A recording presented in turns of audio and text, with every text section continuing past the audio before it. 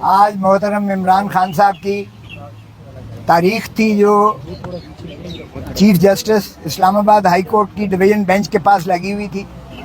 12 بجے کا ٹائم تھا. 12 بجے سے ہم 1:45 بجے تک بیٹھے رہے اور پسینے میں شرابور ہو کر بیٹھے رہے. کبھی ایسا نہیں ہوا کہ بالا عدالتوں میں وقت دیا جائے، اور اس وقت کے برعکس جو ہے یہ میجسٹریٹوں میں تو ہوا کرتا تھا کہ چیمبر میں ریٹائرنگ روم میں بیٹھ کے چائے پیتے رہتے تھے یا ٹی وی دیکھتے رہتے تھے. ہائی کورٹوں میں کبھی ایسا نہیں ہوا تھا. میں نے شکایت بھی برملا کی، اگرچہ چیف جسٹس صاحب نے اس کی معذرت کی، لیکن میں نے کہا جی یہ کٹسیز ختم ہو گئی ہیں. ہم آپ کی عزت کرتے تھے، آپ کو ہمارا عزت بھی ملحوظ ہونی چاہیے. ہم پسینے سے شرابور ہو کر جو ہے یہاں 2 گھنٹے سے بیٹھے ہوئے ہیں، اور آپ نے جو ہے ٹائم دے کے ابھی نہیں آئے. اور پھر میں نے ان کو بتایا کہ خان صاحب کے ساتھ یہ ایڈیشنل سیشن جج جیل میں جا گیا ہے انسپیکشن کرنے کے لیے، اور اس نے لکھا ہے کہ خان کے کمرے کے باہر جو ہے وہ لگا ہوا تھا کیمرہ لگا ہوا تھا، جو ان کو نہانے کی جگہ اور جو ان کو انخلاء کی جگہ تھی وہ کھلی تھی.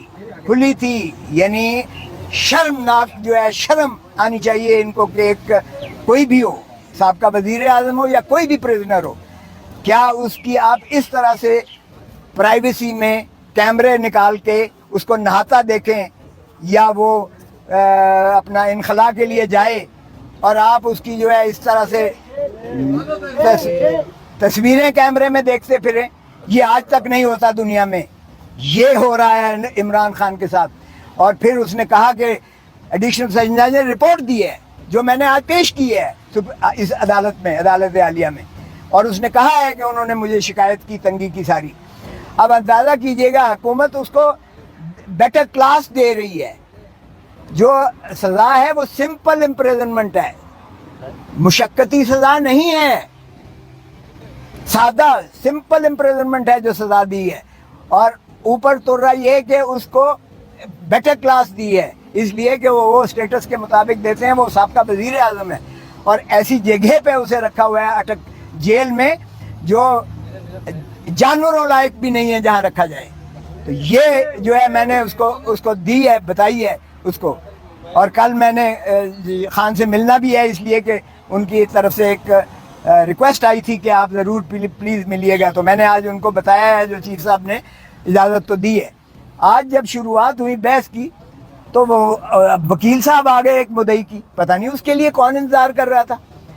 مدعی کے وکیل صاحب وہ ہیں جو میرے شاگرد کے شاگرد ہیں، جو وزیر قانون کے، اور ماشاءاللہ وہ شروع دن سے، پہلے دن سے وہ وکیل ہیں مدعی کے، پہلے دن سے الیکشن کے وہ سارے ٹرائل میں موجود ہیں. اور کہتے ہیں جی مجھے تیاری کے لیے وقت چاہیے. تو جج صاحب نے کہا بھائی تم تو خود بیچ میں رہے ہو، 2 ہفتے چاہیے مجھے. میں نے کہا سبحان اللہ. جب ہم نے مخالفت کی تو کہتا 10 دن دے. تو پھر میں نے کہا جناب جج صاحب بہت اولیاء، اس دن جب میں نے پہلے دن آپ کو بحث کی تھی، آپ نے اپیل سماعت کے لیے منظور کی تھی، اسی دن آپ کو معطل کر دینی چاہیے تھی سزا، اسی دن آپ کو سسپینڈ کر دینی چاہیے تھی سزا. پھر بھی آپ نے باوجود نوٹس دیا شارٹ ڈیٹ کے لیے، اور وہ تب اس لیے نہ لگ سکا کہ آپ بوجہ علالت چیف جسٹس صاحب بیماری کی وجہ سے عدالت نہیں کر پا رہے تھے، جس وجہ سے تساہل ہو کر آج لگی تھی.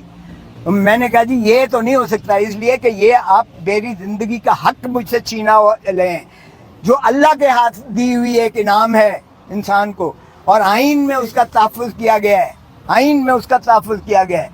اور یہ ہر دن، ہر لمحہ جو میرا گزر رہا ہے، یہ میری زندگی سے کاٹ رہے ہیں آپ، جس کا کسی دنیا میں کسی شخص کو، کسی عدالت کو اختیار نہیں ہے، کیونکہ یہ بنیادی حقوق سے متصادم ہے.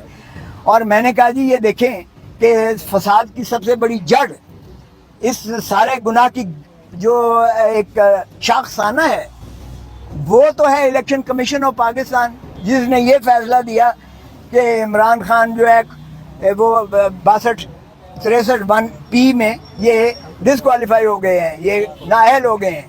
اور آگے لکھ دیا کہ ان کے خلاف جو ہے فوجداری مقدمہ بھی قائم کیا جائے.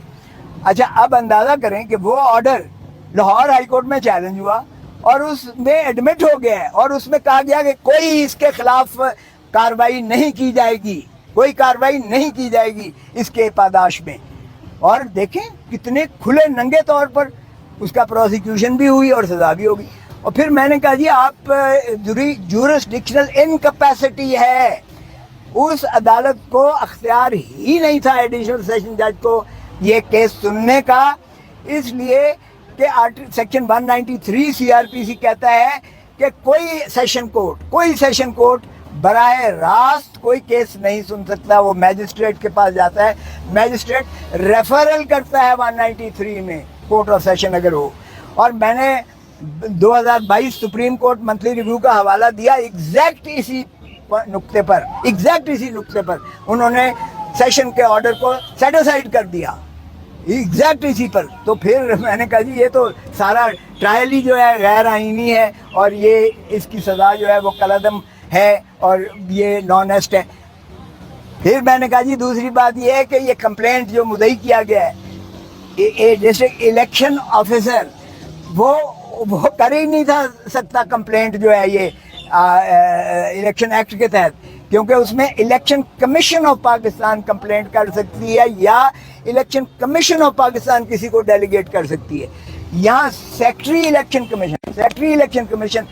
کمیشن نہیں ہے, سیکٹری وہ ایک ملازم ہوتا ہے, وہ کمپلینٹ جو ہے کر رہا ہے وہ کیسے کر سکتا ہے, نہ اس کو کوئی ڈیلیگیشن ہے. سیکٹری جو ہے وہ ڈسٹرکٹ الیکشن آفیسر کو دے رہا ہے اور ڈسٹرکٹ الیکشن آفیسر جو ہے کمپلینٹ کر رہا ہے. تو یہ کمپلینٹ ہی جو ہے انکمپیٹنٹ ہے, یہ ناقابل, یہ ایک ردی کا کاغذ کا ٹکڑا ہے جس پر کوئی کارروائی نہیں ہو سکتی تھی. اور پھر میں نے کہا جی اس میں بھی لکھا ہوا ہے 120 دنوں کے جو ڈیکلریشن جو فارم, یہ مجھے کوئی توشے خانے کی سزا نہیں دی گئی, یہ سزا اس چیز کی دی گئی ہے کہ آپ نے جو ڈیکلریشن دیا ہے, ہر MNA دیتا ہے, میں خود 10 سال دیتا رہا ہوں, 31 دسمبر کو دینا پڑتا ہے اور وہ 30 جون پچھلے سال کا جو آپ کے محاصل ہوتے ہیں, جو آپ کے ایسٹس اینڈ لائبلٹیز ہوتی ہیں, اس کا آپ ایک گوشوارہ دیتے ہیں election commission of Pakistan.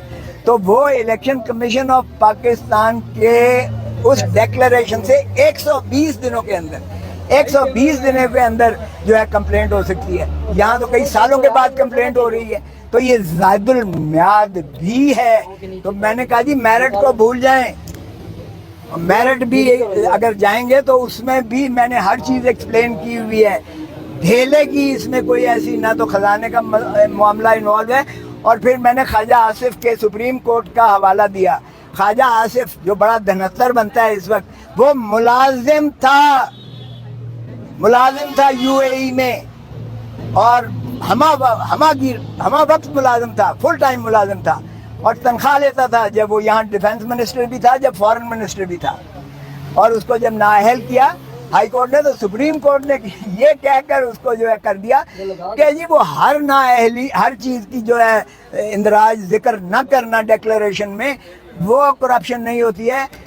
Declaration میں اگر کوئی کرپشن سے حاصل کیا ہوا پیسہ ہو, یہاں تو کوئی کرپشن کا سوال ہی پیدا نہیں ہوتا ہے. اگر توشہ خانہ کا سارا کیس بھی لے لیں, کرپشن تو ہے ہی نہیں. مروجہ وقت کے مطابق پیسے دے کے خان صاحب نے لیا, جو اسیسمنٹ کی وہ بھی سرکاری اسیسمنٹ ہوتی ہے, تو اس میں تو کوئی ایلیمنٹ تھا ہی نہیں. تو میں نے کہا جی یہ آپ دے لیں, اور یہ میں ایک دن بھی میں آپ کو تاریخ دینے کے حق میں نہیں ہوں, کیونکہ ہمارے اوپر بہت زیادہ پریشر ہے کہ آپ سے یہ نہ سنوائے جائیں کیسز, کیونکہ آپ نے جتنے فیصلے کیے ہیں آپ نے سارے عمران خان کے خلاف فیصلے کیے ہیں, اور جب آپ منظور بھی کرتے تھے تو پھر اسی کے پاس واپس بھیج دیتے تھے. کبھی آج تک ہوا ہے کہ نگرانی ایکسیپٹ کی جائے, ریویژن ایکسیپٹ کی جائے, اور پھر اسی کو کہا جائے کہ تم فیصلہ کرو, جو فیصلہ آلریڈی دے چکا ہے.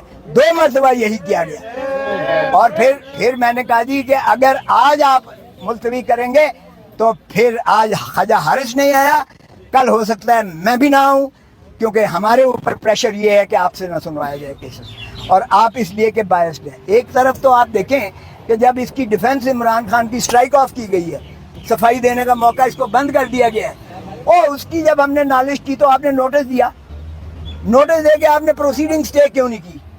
اب کیا ہوگا, وہ ریویژن پینڈنگ یہاں پڑی ہوئی ہے, تو کیا ریویژن اس کا کیا اچار بنائیں گے؟